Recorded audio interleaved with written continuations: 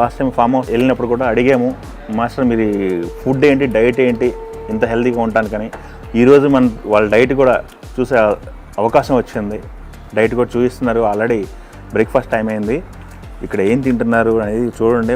వాళ్ళ ఫామ్ హౌస్లో పండినటువంటి ఫ్రూట్స్ తెచ్చుకున్నారు బాస్కెట్ ద్వారా. మాస్టర్ ఇవన్నీ ఫ్రూట్సేనా?